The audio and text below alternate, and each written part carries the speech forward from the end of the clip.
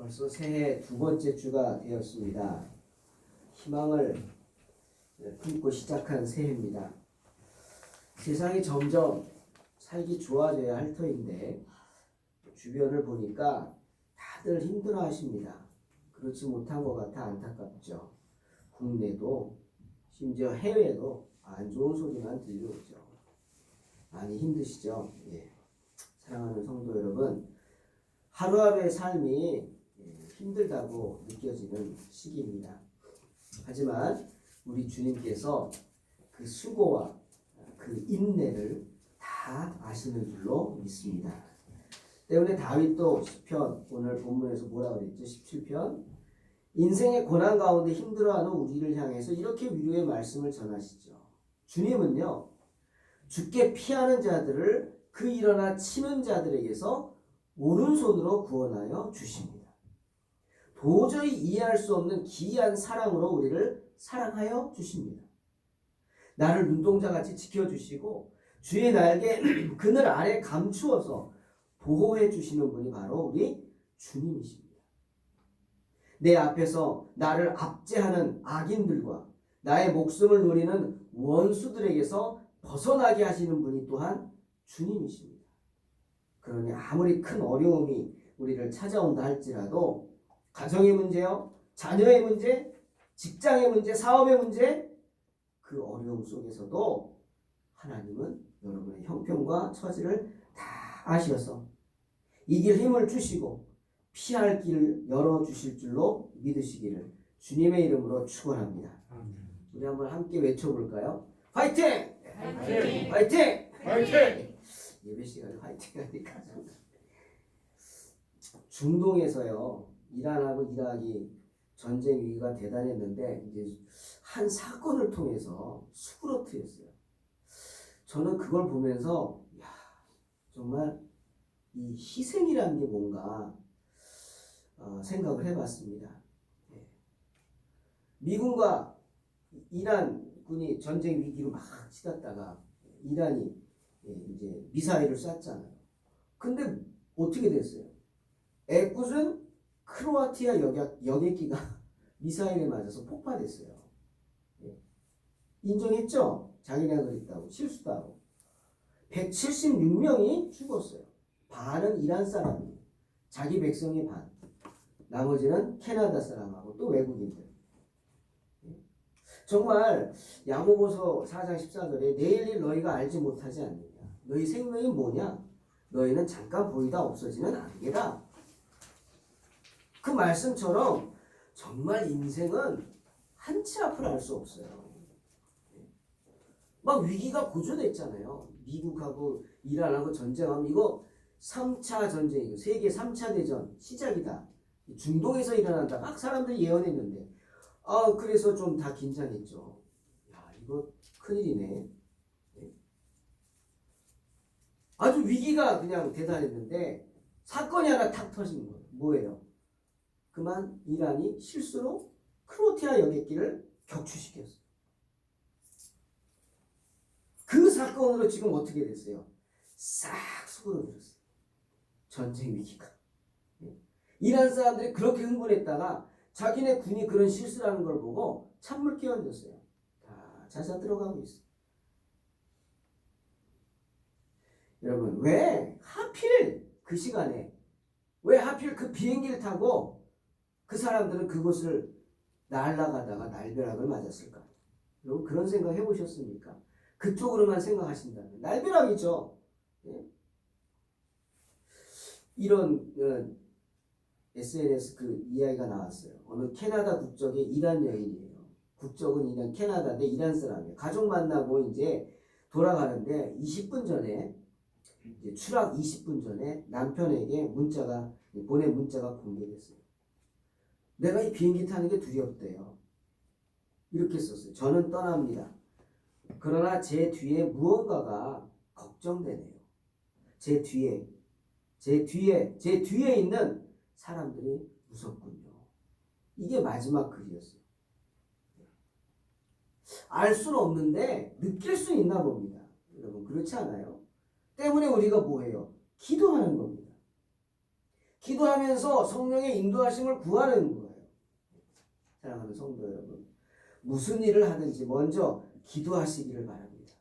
하나님의 뜻을 구하시기 바랍니다. 굳이 피우지 말고 인도하심에 순종하시길 주의 이름으로 축원합니다.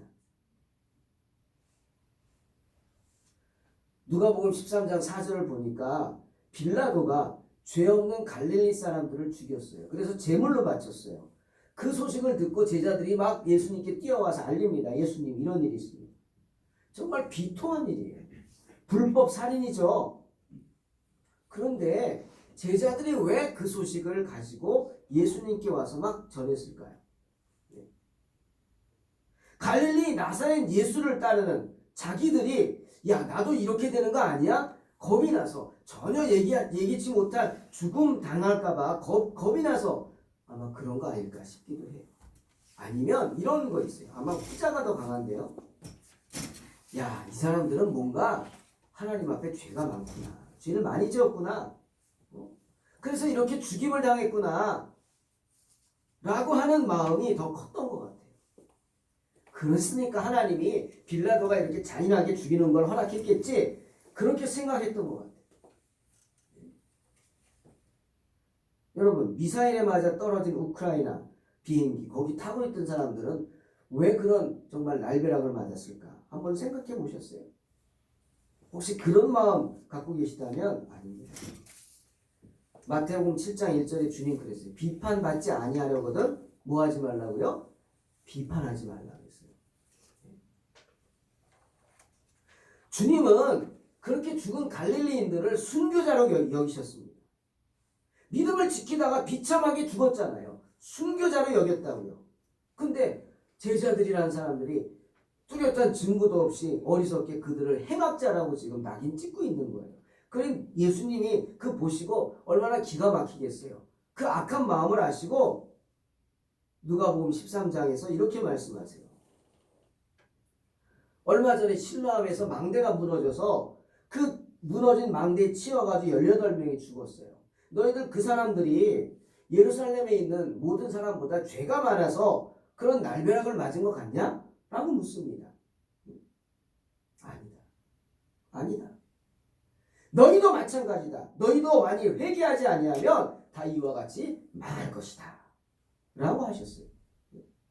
그들이 너희보다 죄가 많아서 그런 죽음을 당한 게 아니라는 말이에요. 오히려 너희 죄는 더 커. 그러니 그런 일을 보고 그들을 정죄하려고 하지 말고 더 두려워하고 너희가 회개하라는 거예요. 그렇지 않으면 이보다 더 끔찍한 재앙이 너희에게는 물론이고 너희 자녀들에게까지 임할 것이다. 이렇게 경고하십니다. 멸망하지 않으려면 어떻게 해야 돼요? 회개하라는 거예요. 뭘 회개합니까? 주의 말씀에 순종하지 못한 거 회개. 주님 없이 살아온 죄를 회개하라는 거예요. 내가 가진 것이 내 것인 양 생각하고 멋대로 살죠. 하나님의 것을 도적질한 죄를 회개하라는 거예요. 주님은 강하게 말씀하셨습니다. 사랑하는 성도 여러분, 정말 저는 이번 일을 보면서 하나님의 방법은 우리가 이해하지 못하지만 그 비행기가 추락해서 죽은 그분들 176명 그분들의 희생이 제3차 전쟁을 대전을 막은 것 같다라는 생각이 들어요. 저와 여러분은 언제나 선택의 길에 놓여 있습니다. 여호수아가 이렇게 말했어요. 24장에서. 죽기 전에 이스라엘 백성들 보니까 답답한 말. 가나안 땅에 들어갔는데 하나님 뭐라 그랬어요? 나가라 그랬어요. 땅까지 다 나눠줬어요. 여기는 너희 땅이야. 너네 거야. 너희가 가서 점령해. 너희가 차지하란 말이야. 그런데 이스라엘 백성들은 안 가요. 주저해요. 왜? 여기도 좋거든. 광야에 살다가 적과 꼬리를 따오니까 얼마나 좋아요. 모처럼 싸우다가 내가 죽을 수도 있는데 싸우냐. 그냥 이거 좋다. 주저앉아요. 주저앉는 것만이 아니고 거기 있는 가나안 백성들을 쫓아내지 않았으니까 같이 어울리는 거예요. 가나안 여인들하고 어울려. 그럼 어떻게 돼요? 당연히 우상을 섬기게 되는 거죠. 여호수아가 안 되겠다 싶어서 죽을 힘을 다해 그들 앞에 섭니다. 그리고 말합니다. 그러므로 이제 여호와를 경외하며 온전함과 진실함으로 그를 섬겨라. 너희 조상들이 강 저쪽과 애굽에서 섬기던 신들을 치워버리고 여호와만 섬겨라. 만일 여호와를 섬기는 것이 너희에게 좋지 않게 보이거든 너희 조상들이 강 저쪽에서 섬기던 신들이든지 또는 너희가 거주하는 땅에 있는 이 아모리 족속의 신들이든지 너희가 섬길 자를 오직 오늘 택하라. 오직 나와 네 집은 여호와를 섬기겠노라. 선포합니다. 여러분 이 여호수아의 음성은 오늘 주님이 저와 여러분에게 들려주는 그 음성이에요. 2020년 이제 둘째 주입니다. 택하십시오. 우리 앞에 동일하게 죽음과 생명의 길이 놓여 있습니다. 선과 악의 길이 놓여 있어요. 우리로 하여금 선택하라고 하신다는 거예요.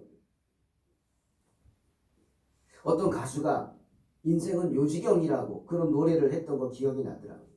왜? 인생이라는 게 알쏭달쏭하고 복잡해서 도저히 이해할 수 없잖아요. 그게 요지경이라는 뜻이라는 거죠.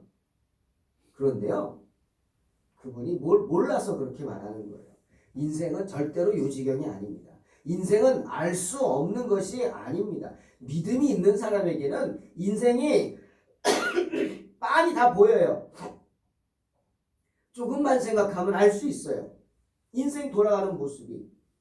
그리고 내가 그 인생 가운데 어떻게 살아야 할지 조금만 생각하면 우리 믿는 사람들은 다 알 수 있어요. 간단해요. 인생을 한마디로 얘기할까요? 따라해 보세요. 예수 천당, 불신 지옥. 그겁니다. 다른 거 없어요. 내가 예수 믿으면 천국 가고요. 불신하면 지옥 갑니다. 복잡하지 않아요. 내가 예수 믿고 말씀에 순종하여 살면 만사가 형통할 것이지만 그리고 고난을 당해도 지혜롭게 이겨나갈 수 있지만 주님 불신하고 말씀에 불순종하면 뜨거운 지옥불로 떨어지는 거예요. 고난의 불구덩이 떨어질 뿐입니다. 하는 것마다 막히고 어려워요. 주님 없이 살기 때문에 인생 자체가 고난의 연속이 되는 겁니다.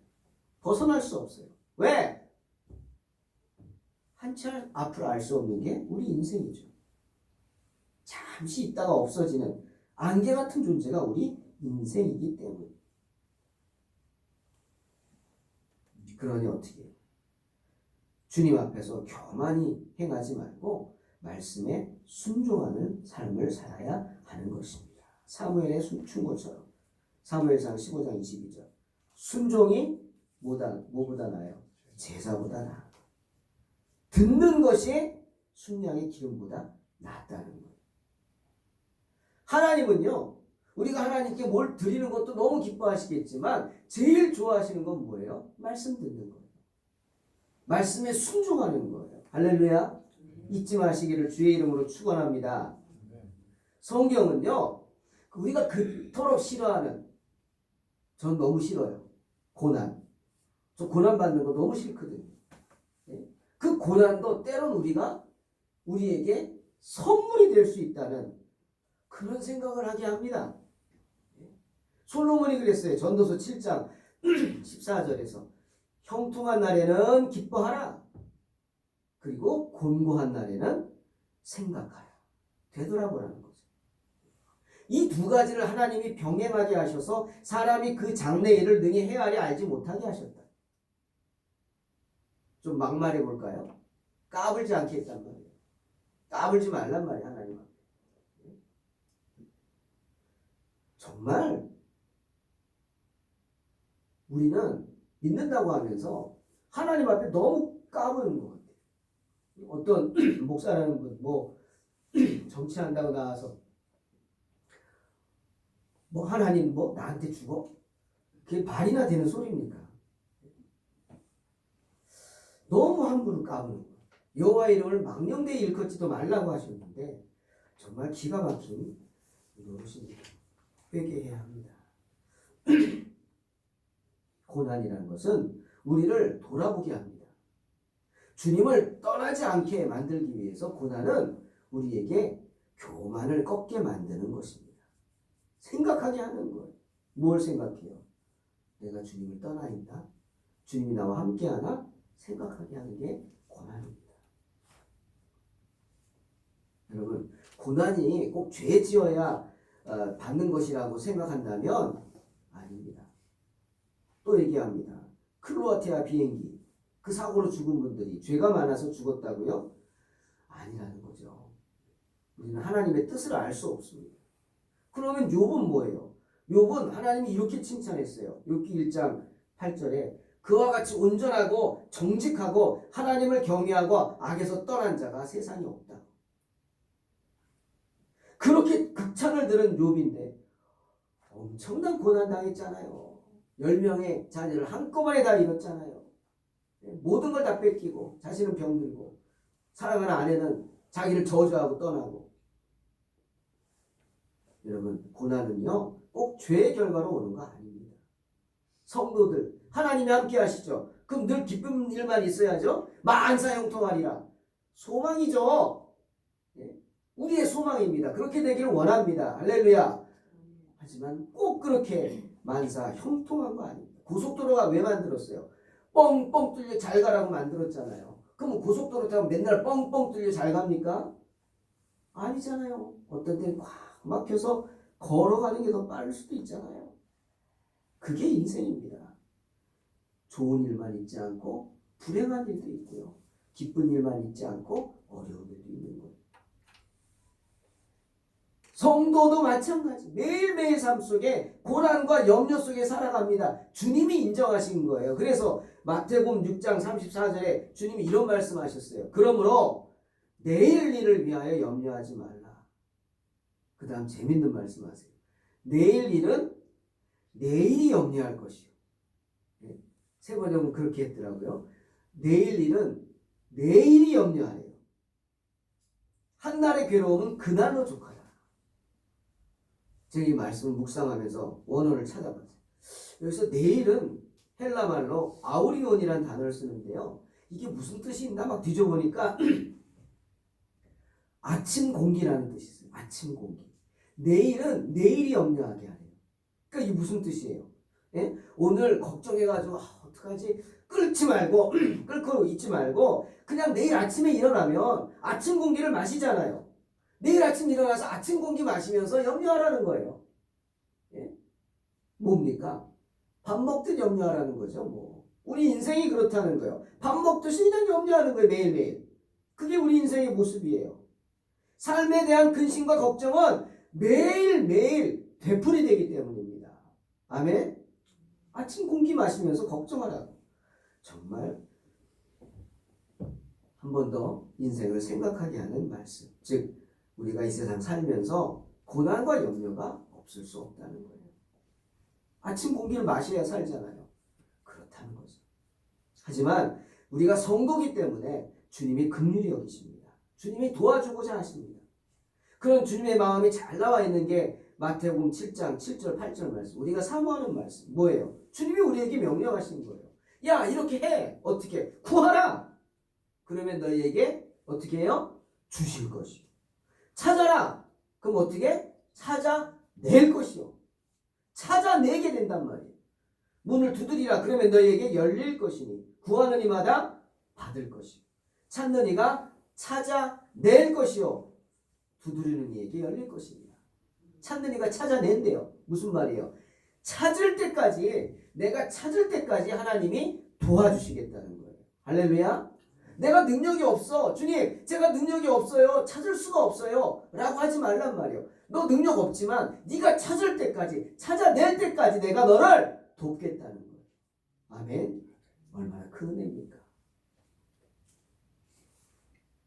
또 고린도전서 10장 13절에서는 주님이 기도하는 자에게 시험을 주시는데요. 감당할 시험만 주신대요. 감당할 수 있는 시험.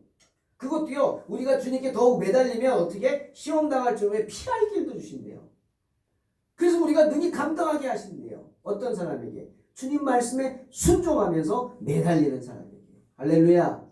매달려야 합니다. 오늘 주님이 세례 받으신 세례 주일입니다. 우리 주님은요 그런 삶을 사셨어요. 하나님 말씀에 순종하는 삶을 사셨어요. 여러분 예수님이 누굽니까? 하나님의 아들이에요. 동시에 삼위일체 하나님이세요. 그런 하나님께서 누구의 앞에 나와서 무릎을 꿇었어요? 인간 앞에 와서. 세례 요한이라는 인간 앞에 와서 하나님이 인간 앞에 와서 창조자가 피조물 앞에 와서 무릎을 꿇었어요. 왜? 세례받으려고. 왜? 하나님의 뜻을 이루려고. 하나님께 순종하는. 정말 기가 막히지 않습니까? 제가 설교 준비하면서 또 개인적인 얘기 죄송한데 그 생각이 났어요. 저희 집에 개 한 마리 키우거든요. 딸아이가 자취하면서 유리 좀 불쌍하다고 데려왔죠. 그래도 종자가 있어요. 웰시콕이라고 종자가 있는데 뭐 제법 똑똑합니다. 딸아이가 대학 졸업하고 집에 들어오니까 1+1로 따라왔어요. 근데 이놈이 진짜 웃깁니다. 자기가 사람하고 같이 산다고 개 주제에 사람인 줄 알아요.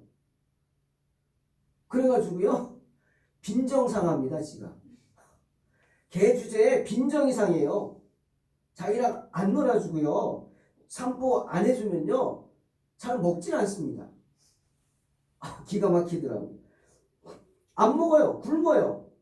자기가 원하는 대로 해주지 않았다고 빈정상한 거예요. 먹기를 거부해요. 안 먹으면 그래 굶기면 된다고요? 그럼 모르는 소리입니다. 그렇게 굶어가지고 병 들어보세요. 누구 손해입니까? 네? 딸이 막 자식이라고 그렇게 키우는 놈인데 뒷감당 어떻게 하냐. 사람 아프면 의료보험 되니까 병원 가죠. 걔 한번 동물병원 가보십시오. 병원비가 사람의 몇 배입니다. 기본이 막 몇만 원이잖아. 5만 원 막 이러고. 병 나면 돈 들고 그럼 나만 손이죠. 그러다 보니까요 저는 어느덧 개 앞에서요 이상한 사람이 됩니다. 예? 개를 앞에다가 이렇게 모셔놓고요 부드러운 목소리로 차분차분 설명합니다. 차봐. 왜 밥을 안 먹니? 맛이 없니? 잘 먹어야지. 네가 밥 안 먹으면 내가 걱정이 많어. 밥 좀 먹어줘 제발. 개 앞에서 통사정을 합니다. 제가. 그러면요 이놈이 저를 불쌍하다는 듯이 이렇게 쳐다보다가 그래 내가 먹어주지. 그러고 그때 비로소 조금씩 먹어요. 제가 그거 보면서 와 고맙다 막 머리를 쓰다듬어 줍니다. 그러면서 피식 웃어요. 참 내가 지금 뭐 하고 있는 거냐? 내가 웃는 거예요. 내가 뭐 하고 있지 지금? 사랑하니까 그렇겠죠. 누굴 사랑해요? 개예요? 딸이에요? 네? 사랑하는 성도 여러분. 그런데 말입니다. 주님은 이보다 더한 마음으로 저와 여러분을 사랑하십니다. 찬송가 오늘 151장 작사자 허드슨 뭐라 그랬어요? 만왕의 왕 내 주께서 왜 고초당했나? 이 벌레 같은 날 위에 주 보혈 흘렸네. 허드슨은 주님 앞에서 우리가 개만도 못한 존재라고 말해요. 벌레. 예? 여러분 개는요 말이라도 알아들어요. 그래도 나 불쌍하다고 먹어주잖아요. 예? 하라고 하고 먹어 막 명령 들어요. 근데 벌레 갖다 놓고 훈련시켜 보세요. 벌레 훈련할 수 있어요? 예. 벌레는 훈련도 안 되고 말도 안 통하고요. 지 멋대로는 게 벌레예요. 근데 우리가 그런 벌레래요. 하나님 앞에서. 전혀 의사소통 안 돼. 그냥 자기 마음대로만 하는. 그게 바로 우리 인간입니다. 그런데 하나님이요. 그런 벌레만도 못한 인간 앞에 무릎을 꿇고 세례를 받으셨어요. 왜? 하나님의 뜻에 순종하기 위해서.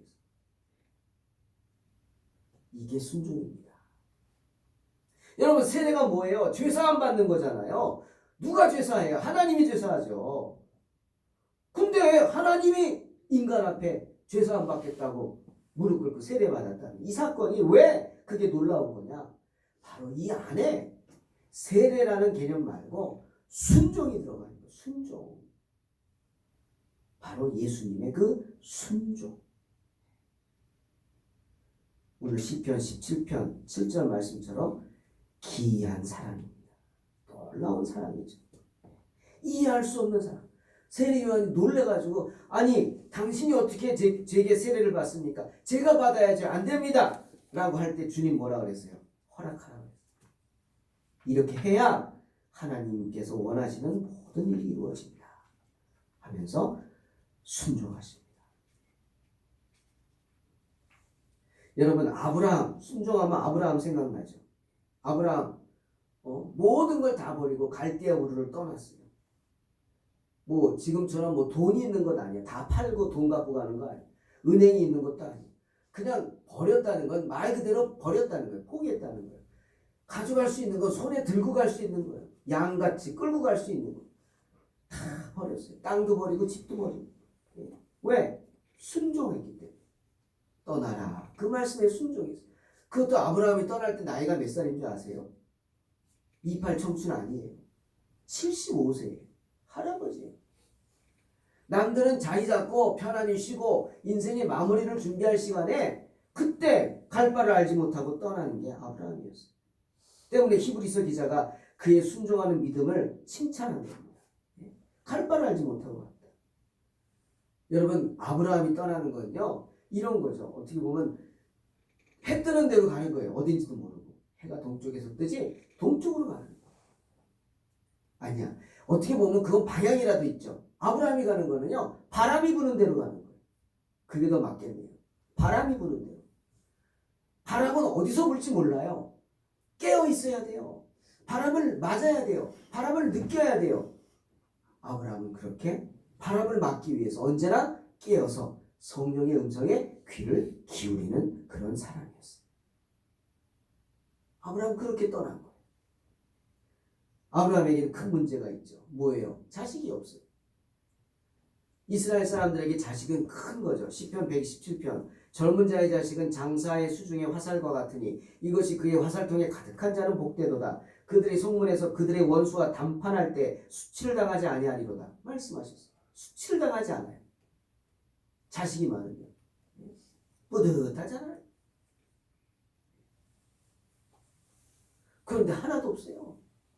이제는요 포기했어요. 왜? 아브라함이 나이가 90이에요. 아내 사라가 80이에요. 예? 인간적인 건 다 포기된 거예요. 80이니까 뭐 아이를 어떻게 낳아요? 80세 할머니가. 소망이 없죠. 창세기 15장을 보니까 아브라함이 이걸 비관한 거예요. 그래서 낙심하고 있는데 천사가 나타납니다. 아브라함이 말합니다. 저 자식도 없고요. 내 종이 엘리에셀이 좋으니까 이 종에게 다 물려주겠다고. 그러자 천사가 뭐라 그래요? 안 된다 그럽니다. 그러더니 데리고 나가요. 하늘을 봐라. 별이 엄청나죠. 사막에. 많지. 새 봐라. 저걸 어떻게 셉니까? 네 후손이 이렇게 많을 것이다. 그러자 창세기 15장 6절 아브라함이 여호와를 믿으니 여호와께서 이를 그의 의로 여기셨다. 분명히 말씀하세요. 말씀에 순종한 겁니다. 아브라함 그런 사람이었어요. 그런데요. 그런 아브라함이 그만 그 하나님 말씀에 불순종하고 하가를 첩으로 들여서 이스마엘을 낳습니다. 왜? 사라가 끝까지 괴롭혔거든요. 여러분, 저는 아브라함 보면서 시험이란 건 멀리서 오는 게 아닌 것 같아요. 가까운 데서 시험이 와요. 꼭 기억하시기 바랍니다. 그래서 깨어 있어야 돼요. 사라가 계속해서 그 조바심, 나를 낳게 하라. 안 되니까 그러면 애를 낳아가지고 갖고 와라. 내 품에 안겨라. 막. 날마다 그렇게 괴롭히는 거예요. 살 수가 없죠. 그죠? 여자가 그러면 살 수가 없는 거 아니에요. 결국 아브라함이 말씀에 불순종하고 사라의 뜻을 따라서 이스마엘을 낳습니다. 창세기 18장을 보니까 이스마엘을 낳고 불순종한 아브라함을 하나님이 다시 찾아오시죠. 그리고 이렇게 말씀하세요. 내년이면 아브라함이 100살입니다. 내년에 사라가 아들을 낳을 것이다. 내년이면 사라 몇 살이에요? 90살에 아주 그냥 할머니입니다. 그 말을 듣고 장막 뒤에 있던 사라가 피식하고 웃었잖아요. 그래서 아들 이름이 이삭 아닙니까? 웃다, 비웃다. 근데요, 성경을 보니까 아브라함도요, 반응을 하지 않습니다. 여러분 성경 창세기 18장을 보세요. 천사가 그렇게 말했을 때 사라는 피식 웃었어요. 아브라함은요, 아무 말도 하지 않습니다. 그 말은 반응을 하지 않는 거예요. 왜 반응하지 않아요? 믿지 못하니까. 믿지 못하니까 반응 안 하는 거예요. 100살인데 이거죠. 믿음으로 갈대아 우르를 떠났던 아브라함, 순종했던 아브라함. 하늘에 수많은 별을 보여주고 내 자녀가 이렇게 많을 것이다 했을 때 아멘 응답했던 순종했던 아브라함, 믿음의 조상이라 부르는 아브라함도 인생의 시련 앞에서 이렇게 흔들립니다. 그것이 인생입니다, 여러분. 그것이 인생입니다. 하지만 다 그런 건 아니죠. 바울 보십시오. 바울은 자기가 순교할 걸 알고 예루살렘으로 갑니다. 죽을 줄 알고 가는 사람이에요. 여러분 이게 쉽습니까? 로마 예루살렘으로 가면서 가이사랴를 지나갑니다. 빌립 집사, 초대교회 7집사 빌립 집사의 집에서 묵습니다. 며칠. 그때 아가보라는 선지자가 와서 바울의 띠를 가져다가 자기의 손을 묶습니다. 그리고 이렇게 말합니다. 성령이 나에게 말씀하셨다. 너 예루살렘 가면 이렇게 잡혀가지고 죽는다. 막아섭니다. 가지 말라고. 하지만 바울이 아니라고. 그러자 빌립의 딸이 있는데 4명이 있는데 4명이 다 선지자입니다. 이 4딸이 하나같이 와가지고 똑같은 말을 합니다. 당신 가면 죽습니다. 가지 말라고. 그때 바울이 그 유명한 고백을 합니다. 사도행전 20장 22절로 24절입니다.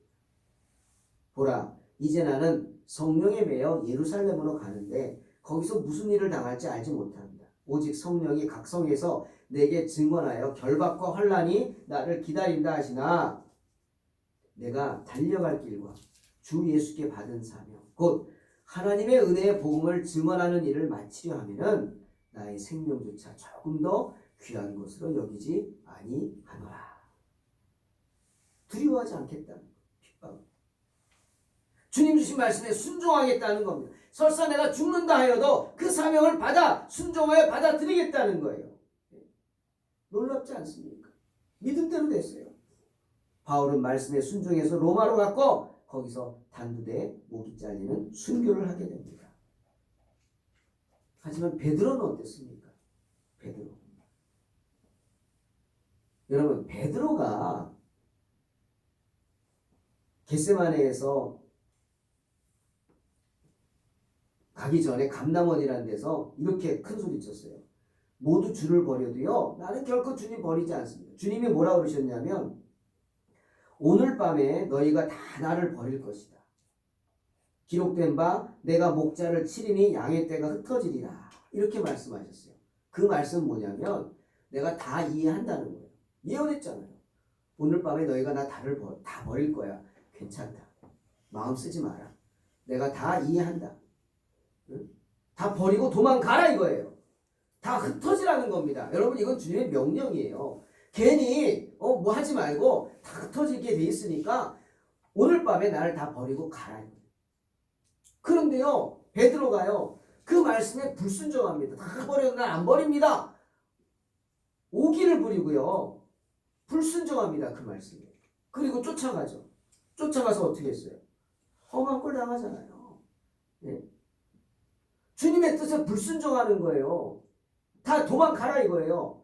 나는 죽어도 너희는 살아서 주님의 뜻을 전하는 게 제자의 사명이잖아요. 근데 베드로는 나는 수제자야. 나는 다 버렸나 안 버려. 이러고 칼 빼가지고 말고에 귀나 치고 그리고 도망가면 되는데 안 도망가고 쫓아갑니다. 예수님을. 그랬다가 대제사장의 뜰에 와서 험한 꼴 당하죠. 계집종이 너도 한 패다 하니까 난 모른다. 예? 모른다고 3번이나 욕하고 부인하고 저주하잖아요. 주님 말씀처럼. 왜? 불순종했기 때문에. 불순종. 여러분 인생을 너무 자신하지 마십시오. 베드로도 이런 큰 실수를 합니다. 그게 우리 인생이에요. 누가 실수하는 거 보고 정죄하지 말라고요. 나도 그럴 수 있는 거거든요. 나도. 언제 어떤 시험이 와서. 그런데 베드로가 그뿐이 아니라 또 불순종합니다. 갈릴리 호수에서 베드로를 다시 만난 주님이 부탁하셨죠. 그것도 3번이나. 요한의 아들 시몬아, 이 사람들보다 나를 더 사랑하냐?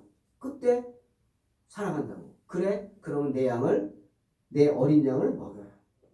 내 양을 치라. 내 양을 먹여라. 이렇게 3번이나 부탁하셨어요. 그런데요, 로마에 갔을 때 로마 황제로부터 죽음의 위협을 당합니다. 베드로가 그때 어떻게 했어요? 또 도망칩니다. 황급히 도망칩니다. 산을 넘어갑니다. 그런데 저쪽에서 누가 오는 거예요. 누가 와? 예수님이 오십니다.